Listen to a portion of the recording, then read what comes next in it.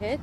արդեն 10 տարի մենք սովորում ենք այդ երեխաներից, այսինքն երեխեքը մեծացել են իմ աչքիս առաջ։ Գևորգ Գևորգյանը ընդհանրապես բոլորս զարմացանք, դեռ ավելին ասեմ, երբ որ Գևորգ Գևորգյանին ձերբակալել էին, մենք շատ զարմացանք եւ քնչականում, երբ որ երեխեքը Գևորգին տեսան, Գևորգյան, ասեցի երեխեք ջան, այս են ձեր կասկածանքի որոշման մեջ, որ գրած է Գևորգ Գևորգյան, ինքն ասեցին, վայ բարև ձեզ Գևորգ ձյաձյա։ Շատ զարմացան երեխեքը, ընդհանրապես որևէ կապ, որևէ առնչություն Գևորգ Գևորգյանի հետ երբևէ չեն ունեցել։ Երեխեքը որևէ մի կուսակցության, որևէ մի պատգամավորի, պաշտոնատար անձի ընդդիմության ներկայացուցիչի հետ ընդհանրապես կապ չունեն։ Միայն մեկ բան կարող եմ ասել, երեխաները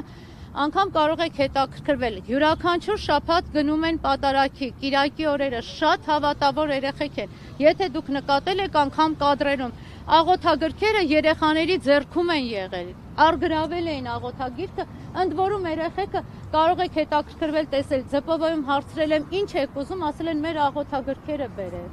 աղոթագիրք են կեսօր տարել երեխեքին։ Յուրաքանչյուր կիրակի նրանք մասնակցում են պատարագի, կամ Սուրբ Աննայում, կամ Զորավոր եկեղեցիում։ Ի վերջո այդ սադրանք արդյոք անվտանգության աշխատակիցների մեր փոխ տեղի չունեցավ, որովհետև նրանք նախ ուշացած մտան ու փորձում էին այդ մարդկանց մեջ ճանապարհ բացել, հրել,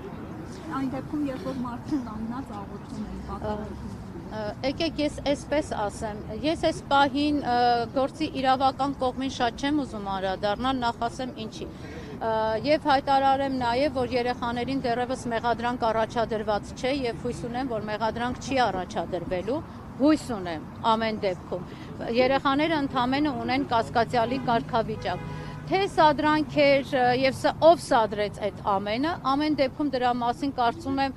հույս ունենամ, էլի կրկնեմ, որ խոսելու առիթ չունենամ, բայց եթե այդպես լինի, ուրեմն վաղը ես այդ մասին արդեն հայտարարությամբ հանդես կգամ։ Տեսեք, կադրերից երևում է, որ տղաներից մեկը կանոնը կհիշեցնեք Միքայել եւ Դավիթ։ Դավիթն է երևույթին, ձեռքով փորձում է ինչ-որ գործողություն է իրականացնում։ Կարող եք դետալային ներկայացնել, ինչ գործողություն է, որն է եղել դրա նպատակը, ինքը նախաքննական մարմնում հայտնել է դա։ Ուրեմն, քանի որ Դավիթը դեռևս հարցաքննվել է, բայց հրաժարվել է ցուցմունքներ տալուց։ Դավիթը ոչ թե հրաժարվել է իր գործողությունների վերաբերյալ, ոչ թե հարվածելու, ինչպես որ փորձում են ներկայացնել, հարվածելու փորձ կատարելու մասին, այլ ընդհանրապես իր գործողությունների մասին, որտեղ ասում է, որ ես ուզում եմ իմ տեղս կանգնեմ, դեռևս դրա մասին ցուցմունք չի տվել։ Երեխան ցուցմունք չի տվել զուտ այն հանգամանքից ելնելով, ես ձեզ ասում եմ, եւ որպես ծնող, եւ որպես փաստաբան։ Նա դեռ չի էլ գիտակցում իր հետ, անկեղծ չի գիտակցում իր հետ ինչ է կատարվում։ Մենք չուզեցանք ավելի հոգեբանական ճնշման երեխուն ենթարկենք եւ ասենք ցուցմունք տուր մի հատ մեկնաբանի, անգամ ես, որ 3-4 անգամ արդեն առանձին տեսակցություն եմ ունեցել երեխու հետ, աշխատում եմ այդ դեպքի մանրամասների հետ չխոսեմ, որտեղ էմոցիոնալ ֆոնը շատ լարված է։ Իսկ եղբայրը ինչ էր անում այդ բանի, որ երկու եղբայրներին են։ Եղբայրը հետևը կանգնած աղոթում էր, երբ որ տեսավ, որ մյուս եղբայրը ինչ որ լարված էմոցիոնալ վիճակում է, ասում էր Դավիթ հետ արի։ Ընդամենը դա։ Տեսեք, դուք այդ գործողությունը արվել է երկրի վարչապետի նկատմամբ եւ ակնհայտ երևում է տեսանյութերից։ Դուք որպես իրավաբանությունից գիտակ մարդ, ոնց եք մտածում, ինչ պետք է անեն իրավաբանները, նախաքննական մարմինը, ինչ պետք է անի, որ հետագայի համար, հա, զերծ պահի հանրությանը նման գործողություններ իրականացնելու։ Եթե դա իհարկե հանցագործություն է։ Ես դա չեմ համարում հանցագործություն, դա հարցի մեկ այլ կողմն է, բայց թույլ տվեք ձեր այս հարցի մեկնաբանությունը չտամ, որտեղ այս հարցի մեկնաբանությունը եթե տամ որպես իրավաբան եւ որպես քաղաքացի, չեմ ուզենա, որ դա ասոցացվի երեխաների հետ։ Ընդամենը դա, որտեղ ցանկացած իմ խոսք, ես արդեն տեսա, իմ նախորդ ինտերվյուից հետո տեսա նաև թե ինչ մեկնաբանություններ են եղել, ինչպես նաև ներկայացնում են, որ անգամ փաստաբանները մանիպուլացնում են ժողովրդին, որ երեխաները դպրոցական են։ Ես չեմ պատկերացնում, որ կարելի է այդ հարցը գոնե ամենապարզունակ 29 դպրոցում, որ այդ ամենապարզունակ հարցը կարելի է մանիպուլացնել։ Դուք պատկերացնում եք, եթե ես հիմա իմ դիրքորոշումը հայտնեմ դրա մասին, ինչ կկատարվի։ Դրա համար ուղղակի ես ձեզ խնդրում եմ, այս պահին ես զերծ մնամ իրավական գնահատականներից եւ դիրքորոշումից որպես փաստաբան, այլ ընդամենը մենք ներկայացնենք, ես ինչի շատ կուզենամ, որպեսզի դուք զրուցեք, իմ հետևում հիմա կանգնած է մեր երեխեքի, մեր դպրոցի ծնողները, ովքեր երեկվանից ինչ տեսել են այս ամենը, ընդհանրապես 1 րոպե երևի դադար մեզ չեն տվել։ Իրենք երեկվանից են այստեղ եղել, այսօր էլ երբ որ իմացան, որ ես արդեն հարցազրույց եմ տվել, իրենք են խնդրել, որպեսզի իրենք նույնպես իրենց կարծիքը հայտնեն։ Երեխաներին այսօր հասարակության մի զանգված փորձեց ներկայացնել որպես չգիտեմ, էլ հանցագործներ, էլ ներողություն եմ ընտանիքից խնդրում, էլ անդաստիրակներ, այդ երեխեքը բացարձակ երեխեքն են, դրանք 2 դպրոցի դեմքերն են եղել, ու մենք, ես այստեղ ասում եմ ձեզ, որպես ծնող, ես չեմ տեսել մի երեխա, ամենայն դեպս իմ շրջապատում չկա, որ 12 հատ պատվոգիր ունենա, պետական քննությունները միայն 20-ով հանձնի, բացարձակ տիրապետեն 2 օտար լեզվի, ամենաբարձր մակարդակներով։ Դուք նշեցիք, որ առողջական խնդիրներ ունեն, այսինքն կալանքը անհամատեղելի է լինելու իրենց խնդիրների։ Ըստ իմ գնահատման, այո։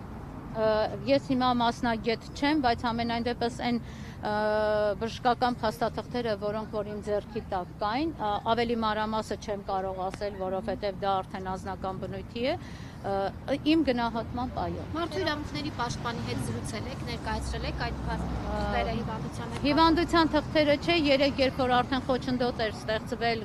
քրեական վարչությունում եւ մեզ տևական ժամանակ չէին թողնում երեխաների մոտ բարձրանանք, մենք դիմել ենք մարդու իրավունքների պաշտպանին, 1 ժամուկես հետո նրանք նույնպես արձագանքեցին, 1 ժամուկես հետո մենք կարողացանք բարձրանալ վերև, այսօր նույնպես ասեմ, որ ՄԻՊ-ի գրասենյակից աշխատակազմից այցելել էին երեխեքին եւ նրանց կենսապայմանների մասին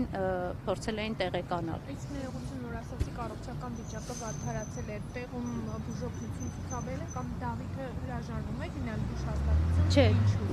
Դավիթը ոչ թե հրաժարվել էր, այդ պահին արդեն կարողացել էին համապատասխան միջապնդության արդյունքում, երբ որ երեխան վատացել էր, գիշերը 4-ի սահմաններում է եղել, անմիջապես չեմ կարող ժամանակավոր պահպանման մեկուսարանի աշխատակիցներին որևէ բան ասեմ, շատ արագ արձագանքել են եւ շտապօգնության մեքենան հրավիրել էին։ Երբ որ բժիշկները փորձել էին մի քանի ինչ-որ մի ժամանակ չէին կարողացել երեխայի վիճակը կարգավորել, առաջարկել էին, որպեսզի տեղափոխեն բուժհաստատություն, բայց որոշակի ժամանակ հետո ներողություն, երբ որ կարգավորվել էր երեխայի վիճակը, երեխան արդեն հրաժարվել է, բժիշկներն էլ արձանագրել էին, որ այս պահին արդեն կարիքը չկա։ Այսօր նաև ասում է դատաբժշկական փոխհատուցության են տարել Դավիթի, եզրակացությունը կա արդեն։ Ոչ, դեռևս եզրակացությունը չկա, երեխային տարել էին այդ հարվածը, որ ստացել են, դուք նաև տեսել եք կադրերով, այդ հարվածի հետ կապված դատաբժշկական փորձաքննության են ենթարկել, պատասխանը դեռևս չեն ստացել, բայց կարող եմ ասել, որ տեսանելի հետքեր չկա։ Իսկ հարվածի հետ կապված գիտեք որոշակի մանրամասներ ինչպես է եղել, ով է հարվածել։ Միայն այնքանը, ինչքան որ տեսանյութերով երևում է։ Շատ լավ, ծնողներից ով է խոսել կմոտենալ։ Ընդ որում ասեմ, որ Դավիթի ընկերներից էլ են այստեղ, նրանք էլ կուզենան ասեն, իսկ ծնողներ ունենք, ովքեր որ դրսում են անգամ հեռուստակապով են ուզում, չգիտեմ, ոնց է, այդպես են ուզում իրենց կարծիքը հայտնեն, երեխեքն էլ, չգիտեմ, շատ են։ Եթե այդ բոլոր ծնողները գային, հավատացեք, որ երբ ես փողոցը չէր բավականացնի։ Մոտենալ առաջ ներկայացեք